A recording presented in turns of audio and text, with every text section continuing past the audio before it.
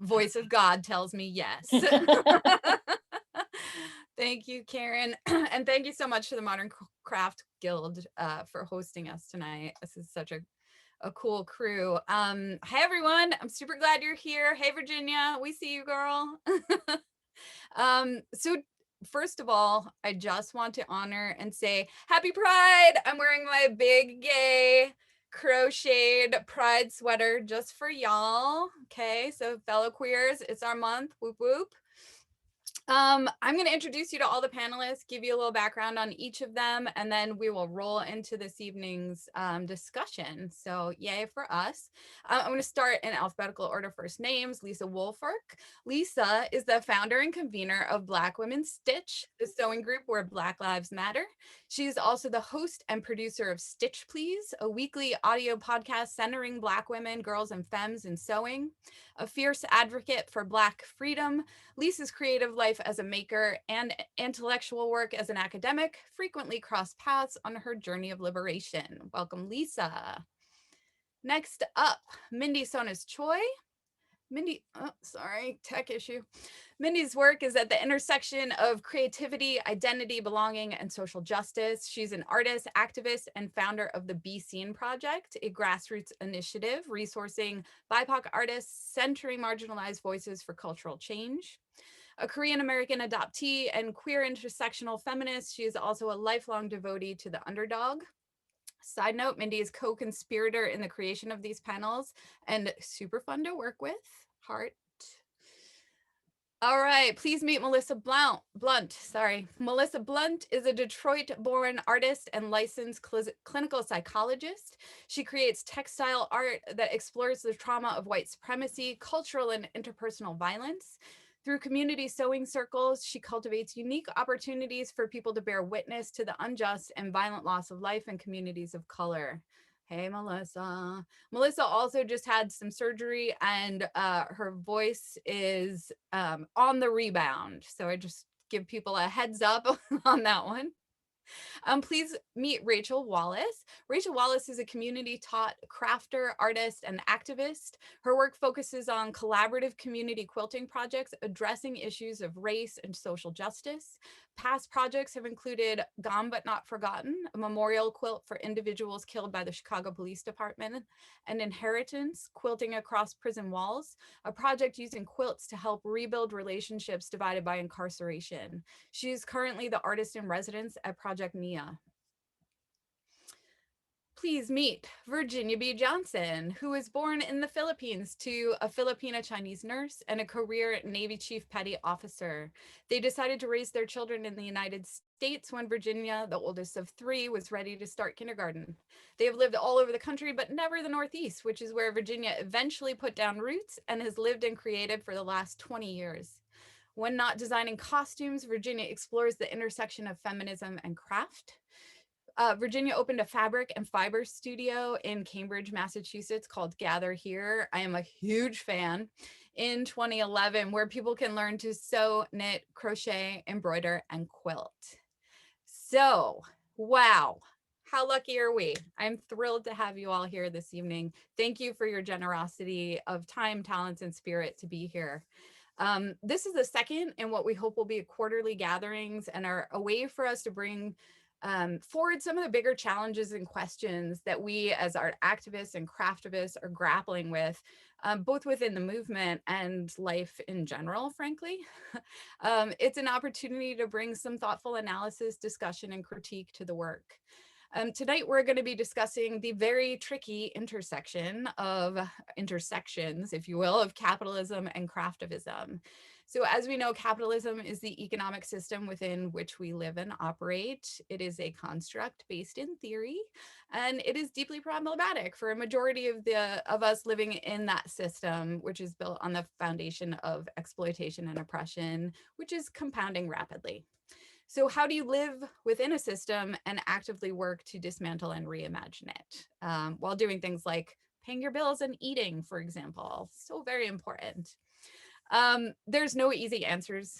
I'm excited to explore the many ways that folks are navigating this. So let's dive in. I have some questions to guide our discussion, but panelists, I really want you to think of this as a discussion. So please do that thing. Okay, cool. So let's start like super easy. How do you navigate your relationship with capitalism in your craftivism and art activism work? Softball. And please, anyone who wants to kick us off, please do. But like not all at once because it's overwhelming. Hi, everyone. I just wanted to also say welcome to everybody. Thank you so much for being here. Thank the panelists for their time and the Modern Craft Guild. I'm so excited to be present at this discussion, unlike our last discussion, unfortunately. So I'm happy to kick things off. And I think, there is no way to really ease into this topic. We just have to go there.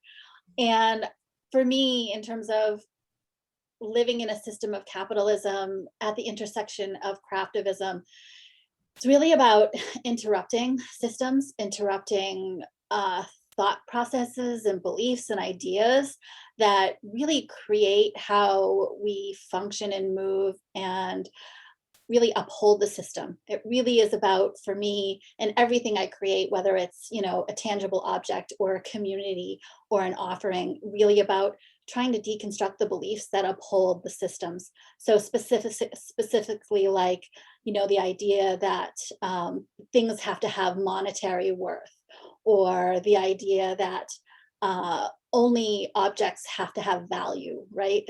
There's so many different ways that we can interpret value and worth, and in so many different ways we can leverage energy to create things. So for me, in my craftivism work, it's always about really dissecting and divesting from the belief system that's upholding those harmful ways. I would echo that, and I really appreciate when you said interruption. I think interruption is one of, like, dismantle is one of my favorite words. It's one of the practices that I really believe that I'm engaged in. But dismantling can be really difficult to explain to someone. But when you say interrupt, that really is, I think, absolutely right. That is a component of what it means to dismantle something. And something I think about all the time is the ways that we have been trained, at least in the US, to naturalize and assign our own value by capitalist standards. And so, I often think about as well the notion that it seems now in the current age we're in that somehow if you're not monetizing, you're not doing all that you should. I feel like we are in this stage where this hustle and grind culture is what people are using as determinants of worth, rather than taking that same hustle and grind energy to say, why do I need to hustle and grind when capitalism has so few winners? Like capitalism, this huge pyramid scheme, and only a few people can be at the top, but yet you're supposed to be hustling and grinding and, make sure that you're always working all the time and make sure you're always producing. And I saw this thing in the Forbes magazine. I don't read Forbes. It was on Instagram. So let me say that. I read an article by Forbes magazine that said that people are stay-at-home people are taking naps, starting side hustles, watching their children on company time. And I do not know why a spirit of rage coursed through my body. Maybe because rage is one of my most frequent emotions. But I was like, I don't have company time in my house. Like, I am sharing my time with you. You don't own my time. You are compensating me for my labor, which I happen to be conducting here, but this is not a satellite campus of the University of Virginia. This is my house. And so this idea of whatever I do or don't do, and I feel so often, so few people do what Mindy is suggesting and think about interrupting. And that is because it serves the system for us never to question, right? And it's much easier for them to say, oh, well, they're just academic radicals or they're social radicals. All true. They're just this, they're just that.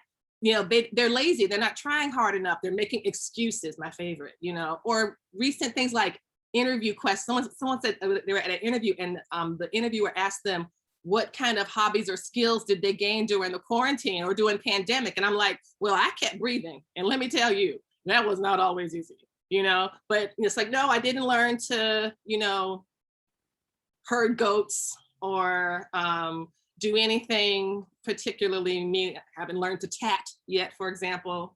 Like there's a lot of things I don't know how to do, but I was not trying to necessarily do them when what looked like the world was kind of falling apart. And on top of that, for Black folks, the world was falling apart, right? Because even as America kept doing its, you know, even as the coronavirus went through, we still have that white supremacist culture that is killing Black people at an alarming rate.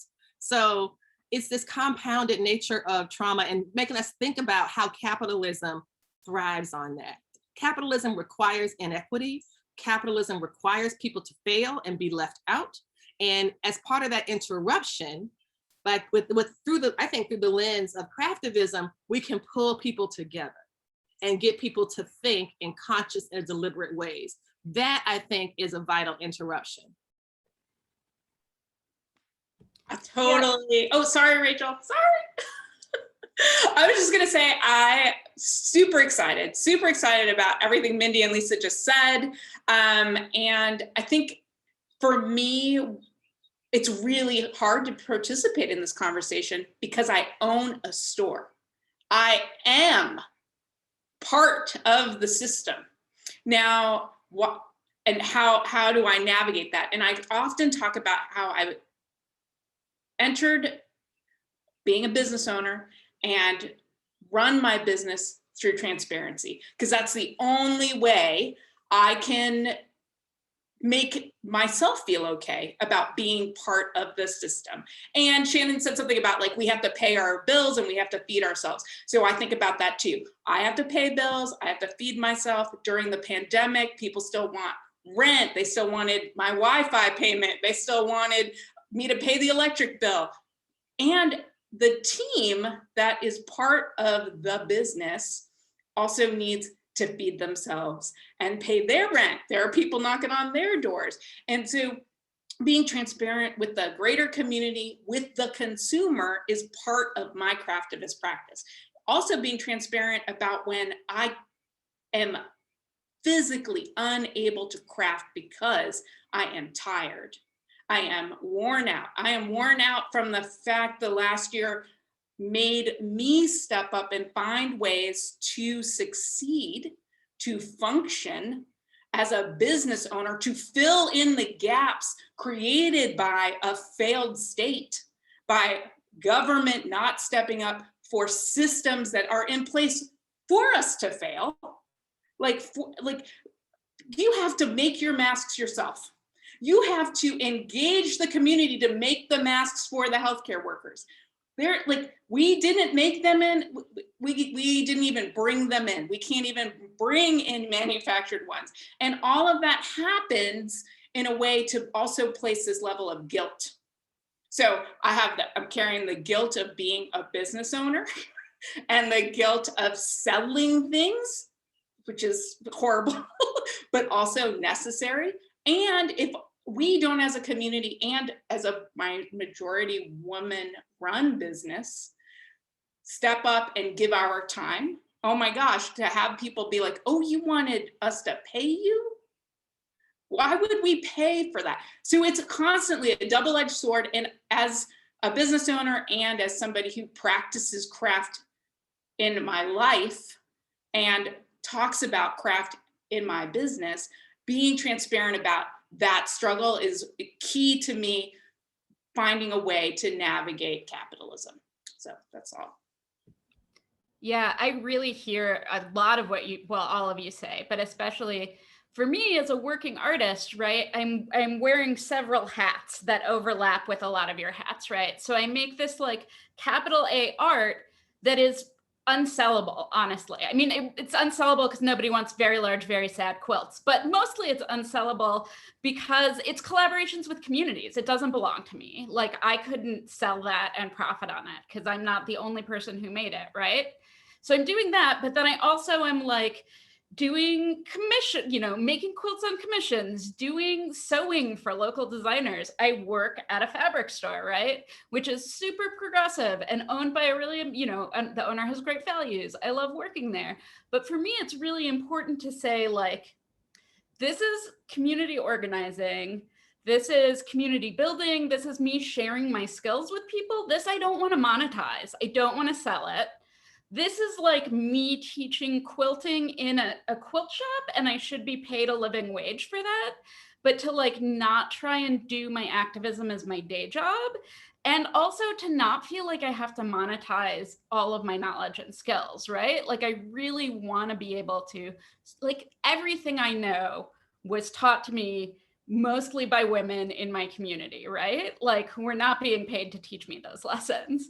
And like I really owe that to the people around me to continue passing that on. So sort of weighing like, what is work I feel good about being paid for and should advocate to be paid more for, and what is work that I shouldn't necessarily be personally profiting from. And it gets weird when I'm like on a panel discussion talking about my community work and getting you know, an honorarium for that. And, you know, I try and donate honorariums to the groups I've worked with and like split that money, but it is really hard to sort of juggle those two aspects of my work.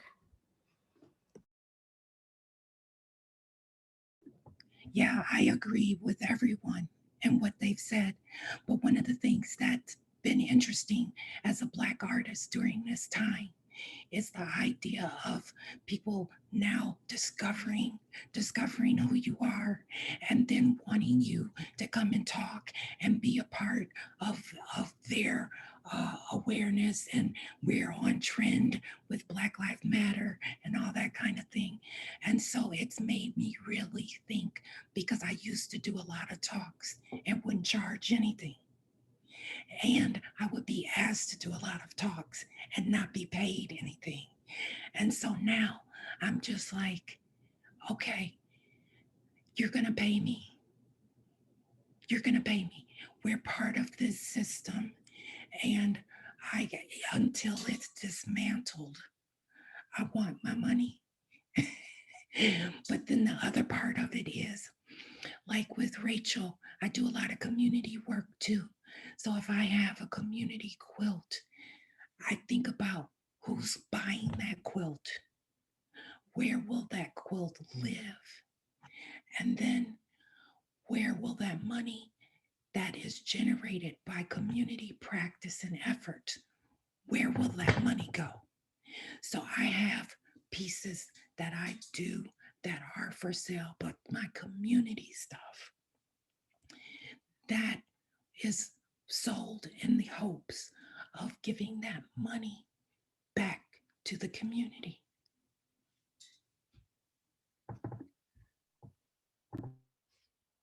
I wanted to lift up two things. One, I saw in the chat that Jen Hewitt's in the house. Hey, Jen, hey!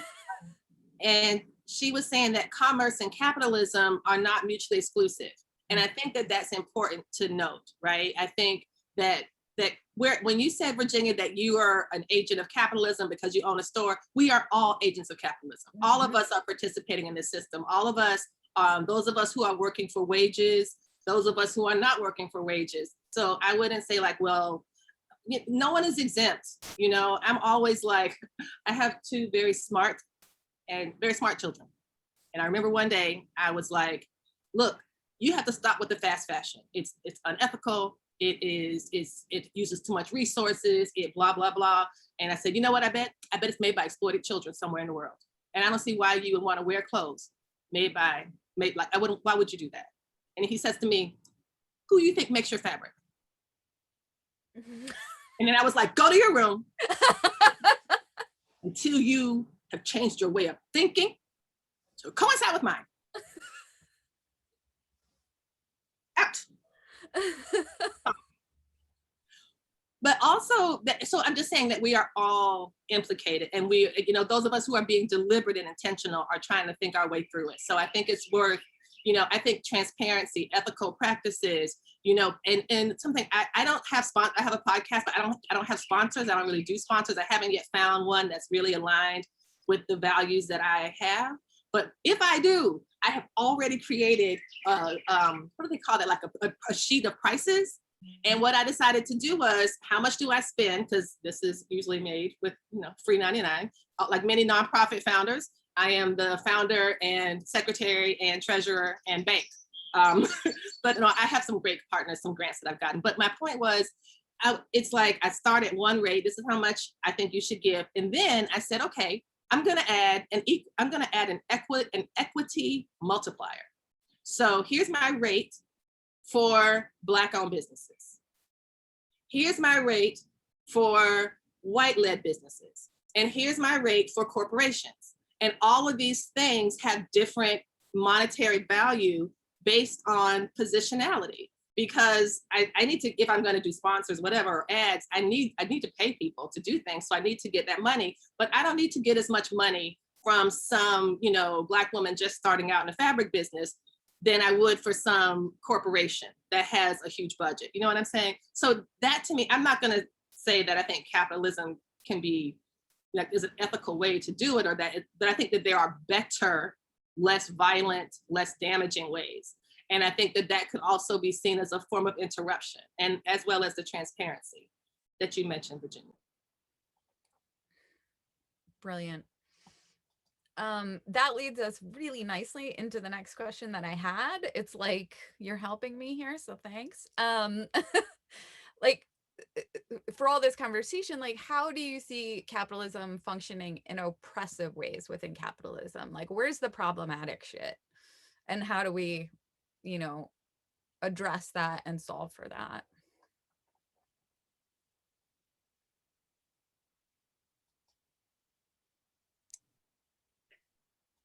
So I think there are many ways that capitalism is problematic in craftivism.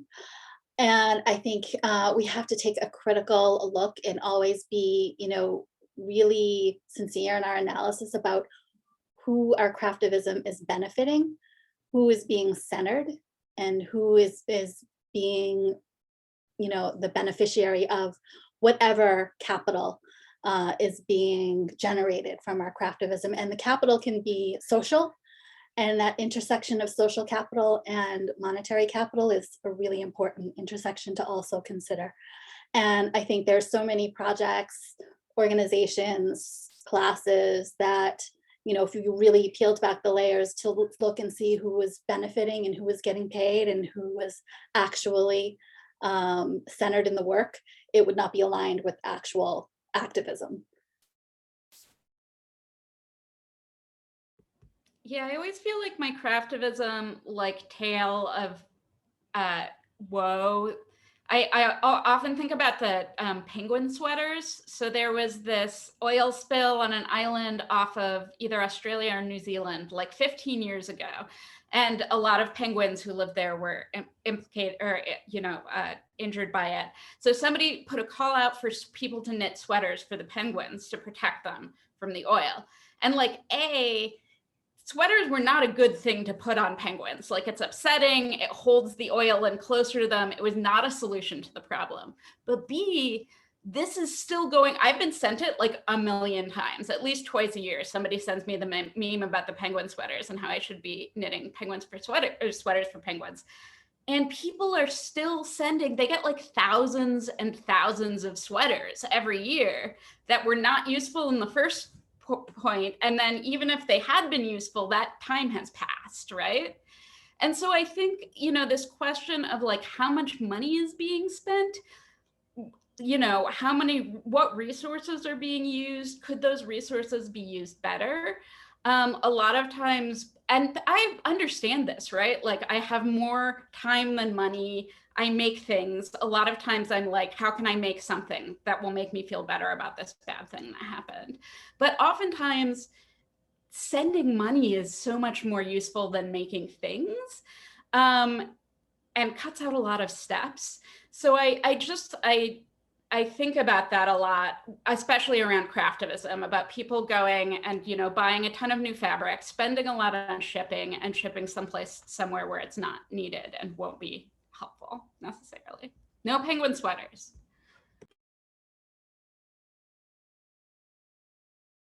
That's my favorite takeaway from the evening already. It's just penguin sweaters equal bad. I can't wait to look this up when we get done. I'm just saying. I bet it's adorable.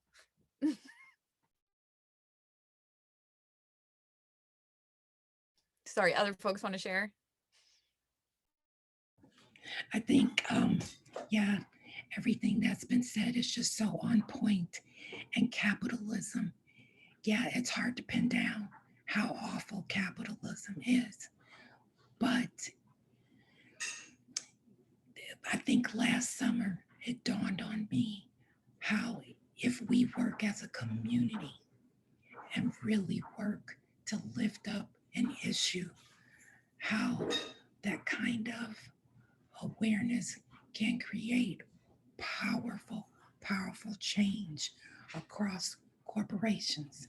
And it's just like, even when I go into these big corporate stores, they are so afraid, even down to the cashier person, thinking of if somebody is going to start a campaign that says they're doing bad practices.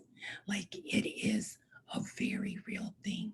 So I think capitalism, starting last summer and even before, started this momentum of people questioning whether or not the businesses that they patronize, what are their corporate practices? People are really beginning to question that and to align themselves accordingly. As for me and how I think about capitalism, I think about what are my own ethics, what are the ethics of people that I'm dealing with, and if like, I think in capitalism, the answer to is it too much? It's like never enough. Like, capitalism is in the effort of endless and relentless profit. But I think what we can do is to say, hey, I need enough to live and to eat and to be a well-nourished, mentally healthy, physically healthy person. But do I need endless amounts of things? Do I need endless amounts of homes and cars and all these other kinds of things? I think, that's one thing that has really been staying with me. It's like, when is enough enough? But I just love about what you're saying, Melissa, like, when is enough enough? When do you know if you have enough? And that I agree that capitalism seems to, it's almost like you're perpetually treading water. It's like it's almost like a fish. And if you don't, fish or sharks or whatever they use, they have to move in order to breathe.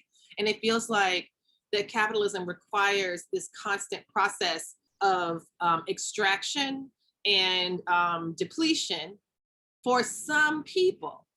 Now, there's some people who love capitalism, thinks it works great.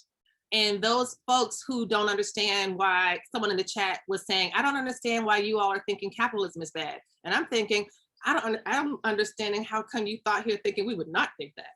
But it was this question of the neutrality and the notion of capitalism as a neutral good, right? It's neither good nor bad. It's just a neutral situation. And it's not at all. And I think that working class folks and poor folks know that it's hard, grinding work. And yet we also get disciplined in ways that, for example, Melissa, as you were saying, I think it's one thing to do, as you're saying, and kind of interrogate, like, how much do I need? How much do I have? Why do I have too much? These are important soul searching questions about how one personally relates to questions of accumulation. But what sometimes I think capitalism encourages is this endless judgment, this endless scrutiny, right? So it almost is a form of surveillance. So for poor folks, when you go to the grocery store and you're paying with your EBT card and people are looking at, well, I saw this lady and she had her EBT card and she was buying butter. Can you believe that? Butter. And I'm like, you're gonna begrudge somebody some freaking butter. Well, they should be getting margarine. It's like, we really hate poor people. And like, for a country that produces so many poor people, we tend to hate them, right? And would not, it's this constant need to defend oneself, to to kind of imagine oneself as being worthy and valuable. But I think conscious consumerism is important. And one last thing I just want to say, because I'm a student of like the 19th and 20th centuries. And when we think about conspicuous consumption, there is a way in which rich people are allowed to and encouraged to conspicuously consume in order to show off their wealth, right? And so that's why we have shows like, the entirety of the Home and Garden Network, or people who are like, me and my honey just got married. We're both 22 and we're about to buy our first house and our budget's really reasonable. It's like $500,000. And I'm a professional grilled cheese artist and my husband knits sweaters for penguins. And so we're really like, we're really excited to be in this new neighborhood, but like, I mean, this house really only has 7 bedrooms and I just don't know if I could, I don't know if I could do that. It doesn't feel quite right, And so, but at the same time, we shame people for buying, some people can't even buy butter and other people get like more and more and more. And so I think it absolutely is worth thinking about that. And also for me in my own life, I do buy expensive sewing machines. When I was in grad school 20 years ago, I couldn't afford it. I bought a little tiny $100 sewing machine. But as I started to work and wanted to do more things, I started to get more and more expensive machines. And I know good and well that there are people who are like, I can't believe she spent that much money on a sewing machine. I honestly don't care what people think. I'm like, I ain't spend your money, but I think that that's important to think about. And I do indeed think about that. And so again, the interruption, I just feel like this has been such a great conversation. And it really is very powerful to realize that we do have power over our own lives, our own choices. And as we know, through the power of organizing, we can do some really important disruptions, not just for the sake of it, but for the larger purpose of creating something better. And that's something I'm hoping we can all get behind. Oh my God, okay. I love this conversation. So the thing that sparked, especially with the concept of interruption that Mindy said, and then what Lisa just said, is the notion that, and this is going back a little bit to the other question, what's so bad about capitalism is that people, and this is me being a psychologist part, is that I spend a lot of my time with clients trying to convince them that where they are in life isn't solely their fault. And capitalism makes people think I'm poor because of something I'm not doing. Or it makes people who are rich think they're exceptional because they simply have money. And that to me is the crime of capitalism. And I am so tired, like even with Rachel giving me the opportunity to go with her when she was doing her quilts in prisons. I've been introduced to this whole notion of people who have been imprisoned thinking that prison saved their lives. Like had they not gone to prison, they wouldn't be making these great changes in their lives. And I'm just like, how about if we had a society that cared about people and poured into people the way that they pour into prisons? So that's where my thinking has been, is that we have to really begin to interrupt and fiercely interrogate the way that we live, the way we think about community, and the way that we organize and we work in concert with each other.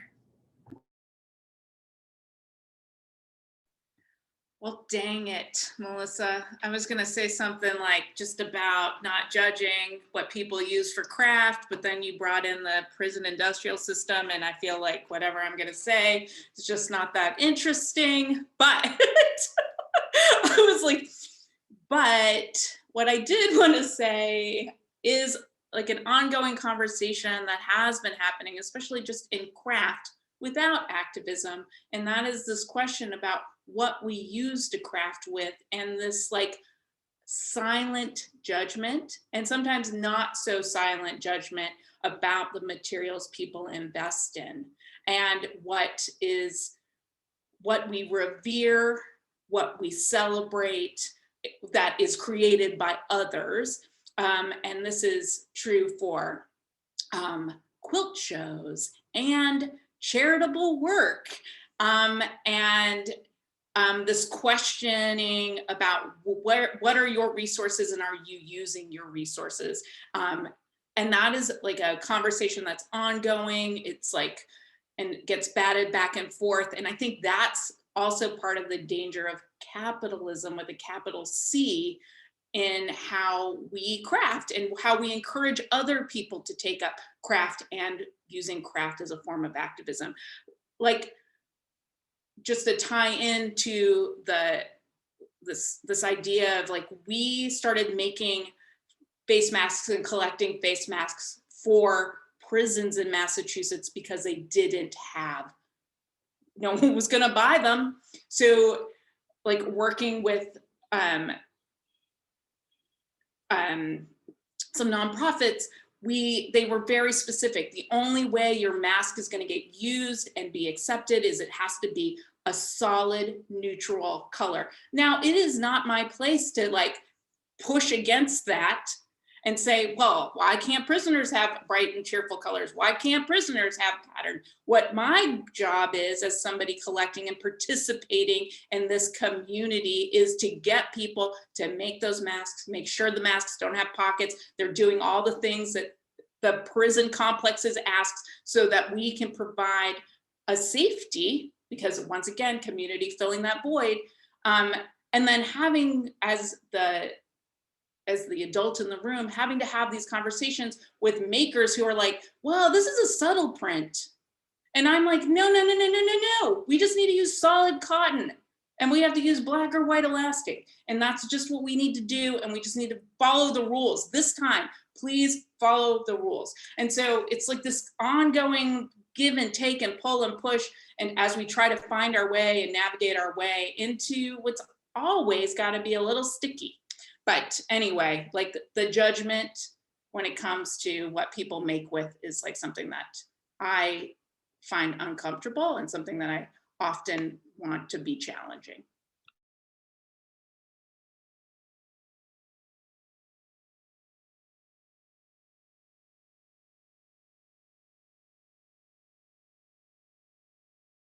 Shannon, you're muted. You're muted. Of course I am, because if I didn't do it once during this entire thing, what I was saying is, I'm going rogue right now. Sorry, y'all. But Alana just posted a really great question that I want to pose to you, and I think it ties in nicely to what we're talking about. But Alana says, I've noticed a few craft sellers using designs and images from other cultures, and I was wondering, like if they were, your feeling, basically your feelings around that, and the sort of idea of appropriating culture within and benefiting for capital gain, and at the same time circles of crafters that are almost alienating BIPOC with the white communities, right? So I think it's that idea of like BIPOC communities, white communities, and sort of a split in the alienation happening there, and Alana liking the idea of encompassing a more diverse approach, right? And so how do you respond to that? Me, I want to do it. So I'm looking at Alana's question. Thank you so much, Alana, for the question. I really appreciate it. I understand what you have put together two things that I think are both related, but also separate, right? This idea of, when you say a few craft sellers, designs and images from other cultures, what I see in that is white people. Is that what you meant? Because that's what I see. So tell me now in the chat if I'm wrong on that. But colonialism teaches us, that's what white people do. That we have a whole history of that. I was joking with someone from the Asian Tsonas network, and she was critiquing their use of a traditional Philippine top that they did that on a recent like episode as part of International Week or something. Anyway, it was terrible, right? It was, here's the traditional garment that is official garment of the Philippines, do your own version kind of thing. And I'm like, I don't know how the Great British Sewing Bee avoids calling International Week countries we used to own. Because this is true, right? Like this is, so this notion that, oh, this is so weird to have white people doing, you know, taking people, what, I'm like, do you know anything about history? Like, do you know about, you know, the Berlin Conference? Do you know about the Scramble for Africa? Do you know about, like, this is not new. And so that is a problem. But part of the issue becomes, and I know there's a lot of quilters here because we're here with the Modern Quilt Guild, the degree to which we have so many what they call Asian clubs, Asian fabric clubs. There's a lot of these. I don't know how familiar y'all are, but at least where I am in Virginia, it's very popular for some quilters to like collect what they consider Asian fabrics, and then they do projects with them. So they call it Asian Club. I was never invited and I didn't go. But my point here is there is, some like to say that there's a fine line between appropriation and appreciation. I don't think the line is that fine. I really don't. I don't think you should be calling your duster pattern a kimono. I don't think you should be calling your crop top, whatever, I don't know the proper name for that, that Philippine garment. That's no, like, don't do it. And something I've discovered, at least throughout, at least my own interpretation in my own work in this direction, is some folks, I found, this is again speaking in a very narrow way, it's that white folks don't like to be told no. No, you can't have this. No, this is not for you. Well, you say the N word, why can't I say it? It's fair if we can both say it. Well, no one should say it. I'm like, well, I'm making that up because I don't know any person in real life who would ever say those words to me and expect to not get completely read for filth, right? But this notion that somehow all of these things are equally weighted, I don't think is the case. And I think one component of it is absolutely true in my experience that the majority of these creative communities, the white ones, are incredibly isolating and alienated. And, you know, I don't believe, Alana, that if there's meant to be, if you do not yet know the difference between cultural appropriation and appreciation, you are not yet in a position to develop a diverse approach. You are not yet in a position to say, we want to bring in more people of color to our organization. But why? Like, where, what, like, for what purpose, right? Like, some folks I think need to concentrate on doing their own work rather than saying, well, what we need is just more non-white people and we'll just bring them here and I don't know what they'll really do, but no, that's more harmful, you know? And so that's one of the things that I would say. I would say that the cultural appropriation is a sign of unreadiness to really engage, in my opinion. Lisa, you're bringing up such a good point.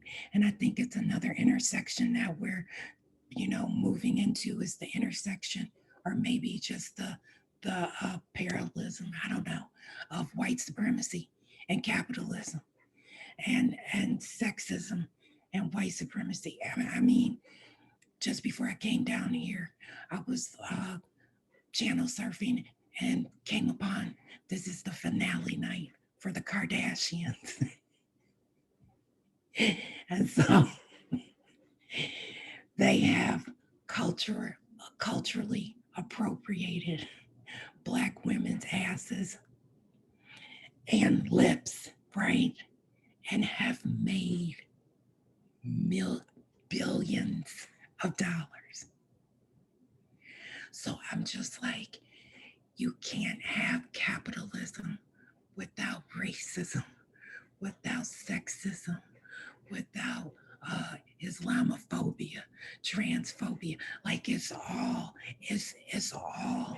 toxic and deeply intertwined.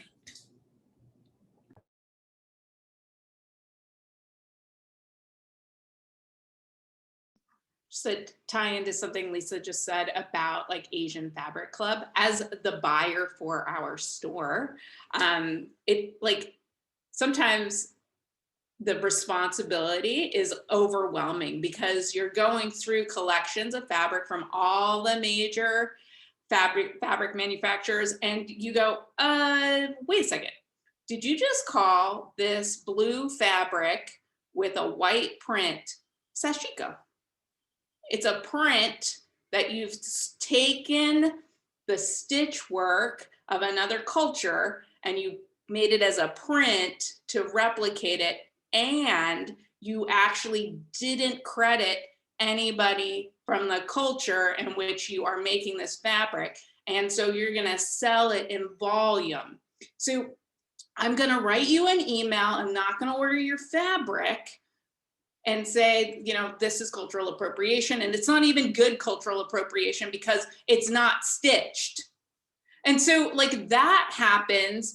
And I'm like, do you think any of my colleagues in the small fabric shop owners, did anybody else write that letter? I don't know, because then I saw another fabric company come out with the same damn collection, printed. And it's like that kind of thing. I'm like, okay, everybody, big corporations feel free to do this because they see it's popular and they're making their stupid fabric collection where they're stealing other people's culture and calling it something and then marketing it to the majority white consumer. So like, I mean, that kind of stuff happens all the time. And I just like, and just to tie into like big corporations, I question frequently, like, who does this industry, the quilting and yarn industry, who is it actually targeted to? Because if a big corporation doesn't think that they have any responsibility to the cultures that they appropriate, then they feel like they're not going to get the pushback. Like Melissa said earlier, like, you know, that there are companies, they're worried that someone's going to be like, oh, you're doing it wrong. Well, maybe not in this specific industry in which, you know, we're community members, because I tweeted about this, like maybe it's been a month now. A large distributor of sewing patterns, quilt fabric, sewing notions felt comfortable emailing all of the businesses that stock and do reorders an email that was like, we're sorry, your orders are late, but people don't want to go back to work because they're on unemployment. So they sent this form letter to all the little businesses like mine, as well as bigger ones, and thought that that was okay. Because, and then I had a little moment where I was like, if they think it's okay, that means that there are other owners, there are other people that think this is true, that the lie can be sold, hook, line, and sinker, because there are not enough people pushing back. So I just, you know, that's not that fun, sorry.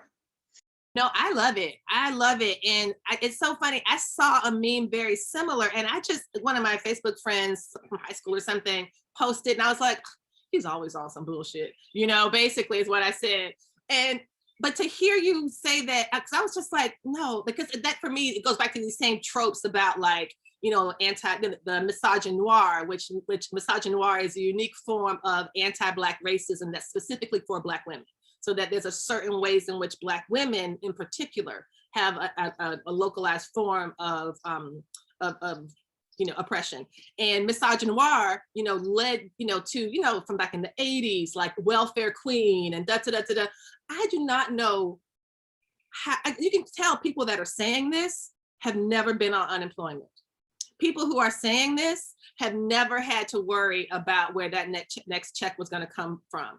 Because if you think that it is possible to live high on the hog on unemployment, which requires so much like humiliation and having to go to this office or stand in this line or complete these forms, it's this, again, it traces back to capitalism, where I kid you not, one of my friends just showed me a picture of, in Virginia, we take the standard of learning test, the SOLs, and for the financial, like the personal finance class that kids have to take to pass allowed 11th grade or whatever, one of the questions was,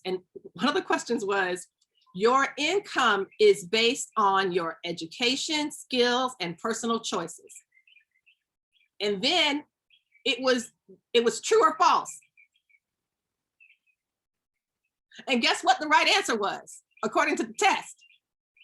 It was true. That's what they, and I'm like, this is propaganda. This is like, I can't believe you would tell a child this. Like, okay, so if you see a poor person or a homeless person, just know that person, don't think about them as you.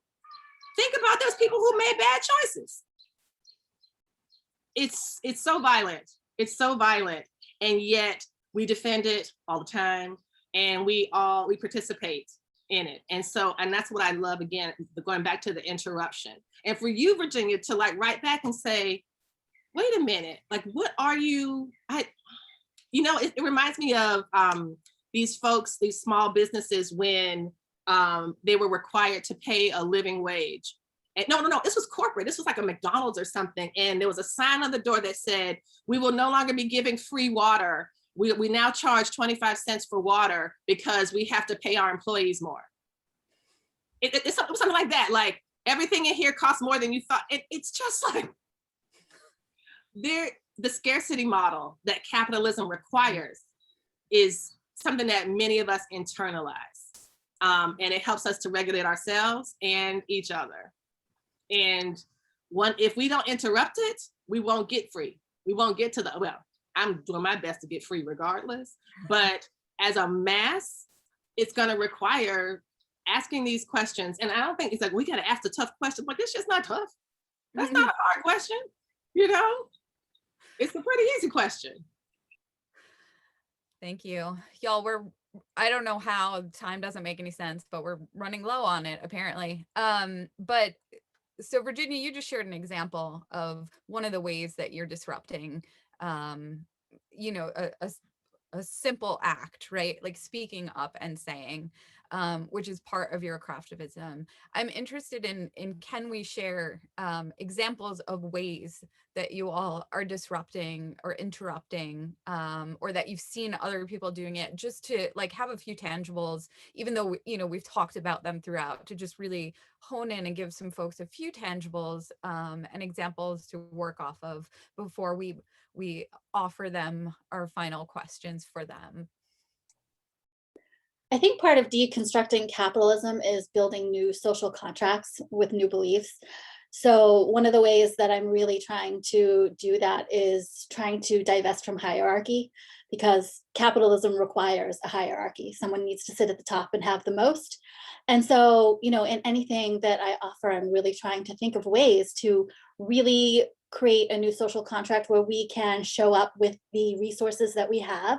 And maybe it's not always monetary, maybe it's energy, maybe it's our social platform, maybe it is, sharing with our friends, right? And that is all capital that is valuable, and it doesn't need to be monetized. So, and it puts us all in the same playing field, right? It's not just about the people who can provide the most amount of money. So really trying to deconstruct hierarchies and build new social contracts where we can show up with the resources that we have, and can, really provide the most impact with what we've got.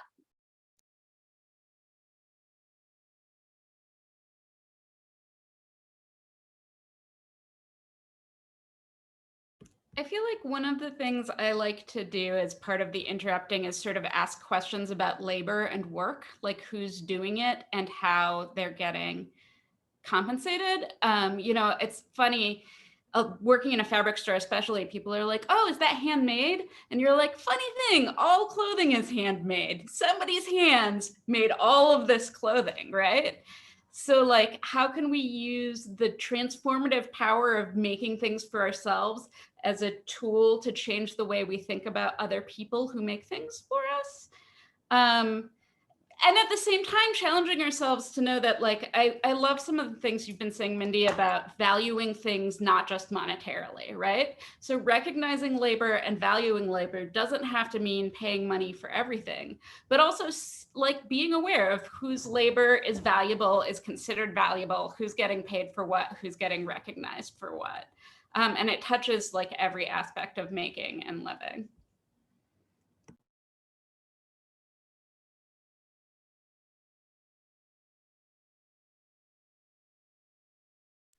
I guess for me, it's always going to go back to how I can be as transparent about what we've made and what we're doing and what we do with money that we make or that we donate, and how can we, something Mindy, you're like, can you use your platform? It's always for us, I was like, okay, we put this energy into building a platform. How can I use that platform for transformative justice? I mean, and I work with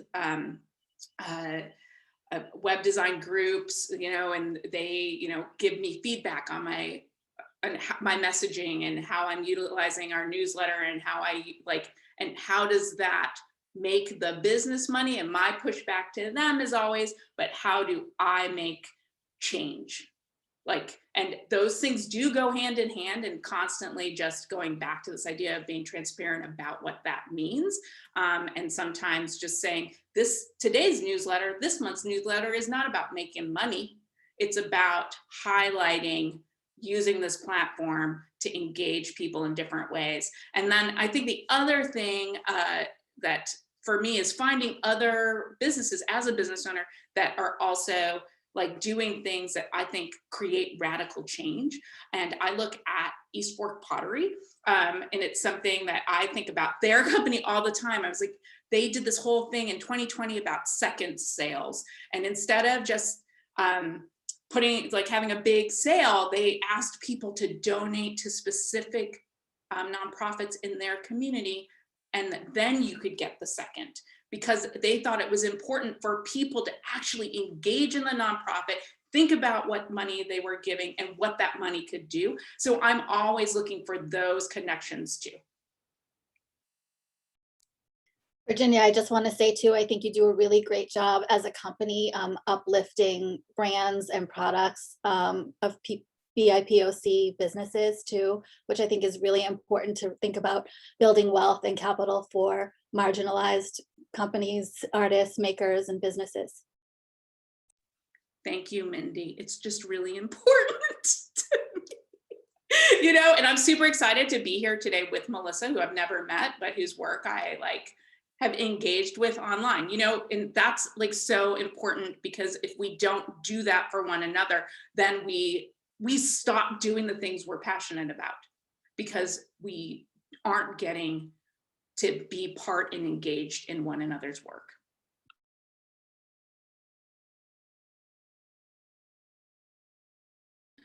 I'd have to say that I'm so in awe of everyone on here, and just so happy to, put names with faces.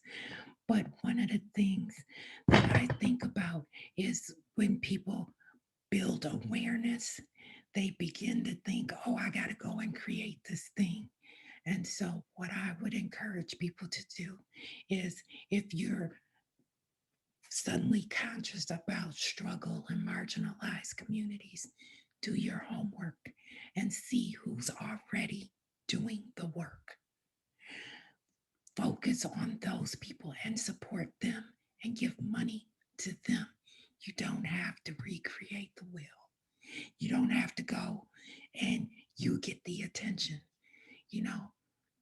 Support those people who have been on the ground from day one, and support and highlight them and ask them what they need. You don't decide what you're gonna give them. I love that. And I love that, and thinking about that kind of positionality. And what I think I'd like to do in my last final remark would be to speak to the Black women and other women of color who are out there, and just say, rest. Don't forget that, at least for us, for Black folks in America, we were the capital, right? That the 1619 right here in the very state of Virginia where I live is where, the transatlantic slave trade started to kick off, with the founding of the state coinciding with the founding of race-based slavery. And so we don't have to grind to prove, and I'm not trying to tell people what to do, but I just want people to realize that there is profit to be had from your fatigue, from your destruction. There is profit to be had from that. There is profit to be had from anxiety about all manner of things, right? But remember, you belong to yourself first. A friend told me that, and I have to tell myself that all the time. Well, I said I would go to this meeting. I said I would speak at council. I said I would do this. I said, no. Remember that you are enough, and capitalism does not get to decide the beginning and the end of your value. It has nothing to do with it. And so I just feel like there's so much healing that needs to be had, so much injury that has already happened. And I think that feels really important to say, that your value, your worth, your maturing is divine, not at all connected to financial, and that's easy for me to say. I'm not, someone who's like grinding. Well, I am, but I don't know. You know what I'm saying? Love yourself. #pay Black women. www.blackwomenstitch.org. Sorry, we have a website, but it's only one page right now. But you can do some things there. You can sign up for our email list, which is coming, and you could give us money. So you could be a Patreon patron, or you could just make a one-time donation through ActBlue. But I'm just saying, that's one way to help. #pay Black women. I'm happy to accept all manner of support, especially money. And all of that information is going to be in your follow-up email, so that you can just click the link and head right over. Okay, I got you. Adrian, and Adrian, thank you. Just dropping it right in there. And she always does great work for me when chats. Like, she'll come and people will be like, I don't understand this. And Adrian will be like, here's the context and a website. She's wonderful. Thank you, Adrian. Oh, we might need Adrian for future panels. All right. That's awesome. Wonderful. Y'all are fucking magic. I'm just so grateful that you were here tonight and that you brought it. And because we want to keep this conversation and reflection going, so I've actually asked each panelist to leave you with a question and food for thought, something to consider, to keep our brains firing and our curiosities up around capitalism and craftivism. So if y'all wouldn't mind sharing, I will also have these typed up once y'all email them to me, because I'm going to ask you for that, and I'll put them in the follow-up email that we're sending out along with all the links. Okay, no pressure. Mindy, go. Okay, so I think one of the things that we really heard a lot tonight was this idea about personal worth. And I would love everybody to really think about what it would mean to interrupt and divest the idea of our worthiness being attached to production and money. That's a big question. That's what we're here for. Big questions. Oh, you can go into any order. I think I would say, consider those things that feed your soul. Identify a list and think about those things that really help you build your reserve of strength for what's to come and what often comes, whether we are prepared or not. And so that often helps me to not be so fearful, and so I guess one of the things I would say would be like, what are you doing to build a reserve of ability and skill and capacity to engage in this long term? Because rest has to be a part of it. And that's me citing the Nat Bishop, Trisha Hershey. She's the Nat Bishop on Instagram. I love her. I don't know her personally, but I consider her my Nat Bishop. But yeah, I think about that and like asking yourself that, because that is the thing that you're going to have with you always. The things are going to go, but you will have yourself, so be nice to her, care for her, prepare her.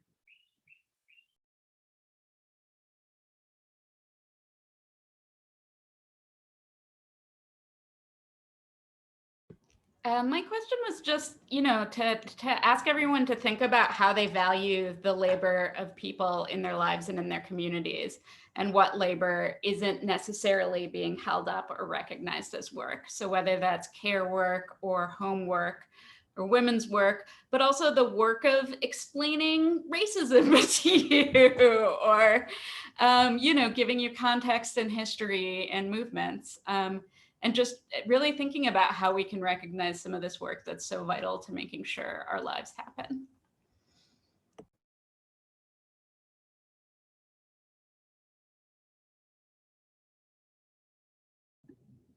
Okay, I would say, let me make a statement first. We are moving into, people think because Trump is out of office, that the worst is behind us. And what I will say is, that is so not true. Please do not fall into that idea or the act of complacency that this is over. It is going to be very difficult, and it is going to be very hard, because change does not come without discomfort. You are going to be uncomfortable. So just get used to the idea that your life is going to change. If you have privilege and power, you are going to lose some privilege and power. But that doesn't mean the quality of your life is going to be compromised. So I would like people to do some research and understanding on beloved community.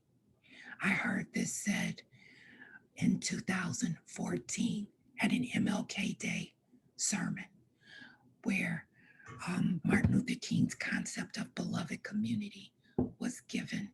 And so what I would ask of everyone who's here is, what are you doing to create a beloved community where you exist?